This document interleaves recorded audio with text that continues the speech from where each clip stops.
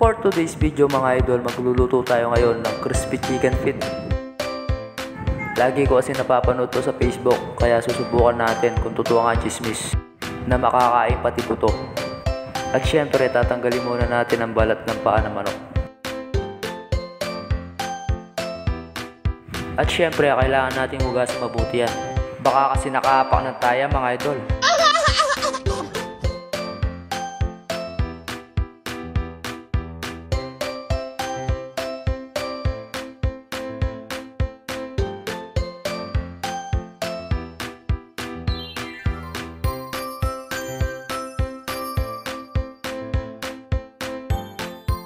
At syempre, hindi mawawala ang bawang. Hatiin nyo lang yan sa gitna at ilagay sa pressure cooker. Pressure cooker nga pala ang gagamitin natin dyan mga idol. Kasi papakuluan natin yan ng 2 hours per kilometer. At syempre, naglagay din tayo dyan ng bawang, paminta, asin, at daon ng laurel.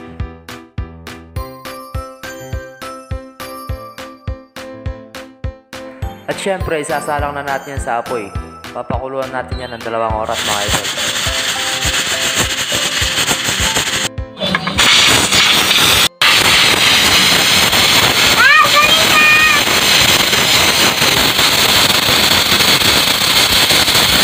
At pagkatapos ng 2 oras na paghihintay, lumambot din mga idol.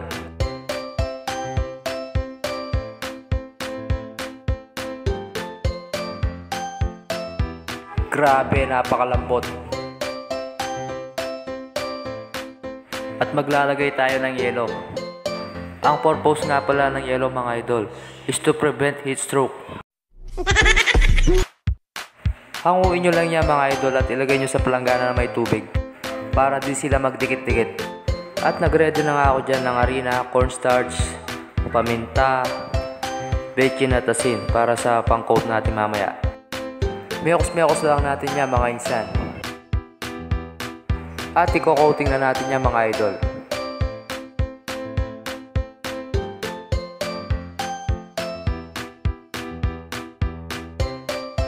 At magpapainit na tayo ng mantika tsaka na natin prutuin.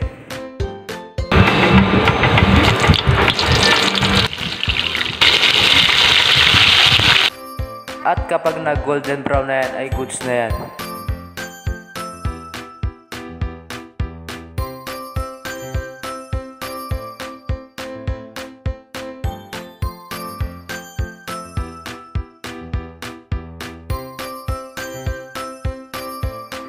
At gagawa na tayo ng sausawan na suka para sa ating crispy chicken feet.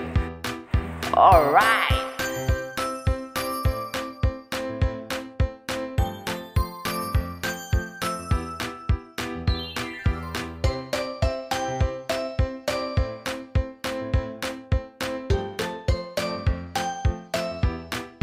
At syempre magte-taste test na tayo mga idol para malaman natin kung totoo nga chismis.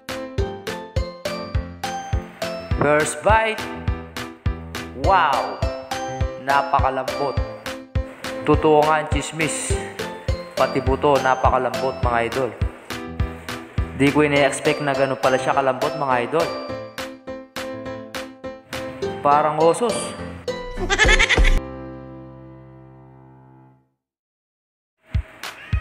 Mapapakanin ka na lang talaga sa sobrang sarap mga idol. Sulit yung 2 oras na paghihintay ko.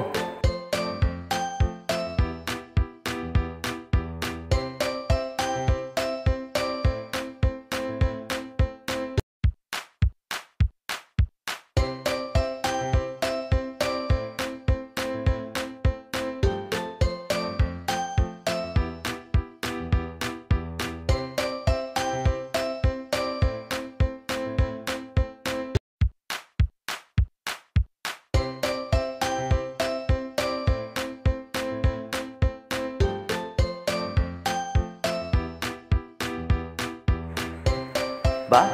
Mga papiling niya pa. Susubukan nating itulak sa Red Doors mga idol. Abe ako, may tura niya buri. Minsan pa. Ay, nako, sarap.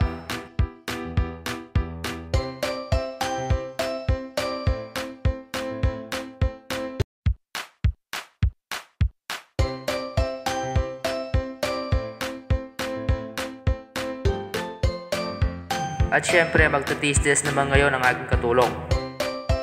Grabe, di siya makapaniwala na ganun pala siya kalambot mga idol.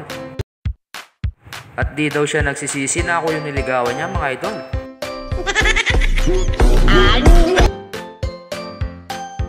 Yun lang mga idol, sana natakam po kayo.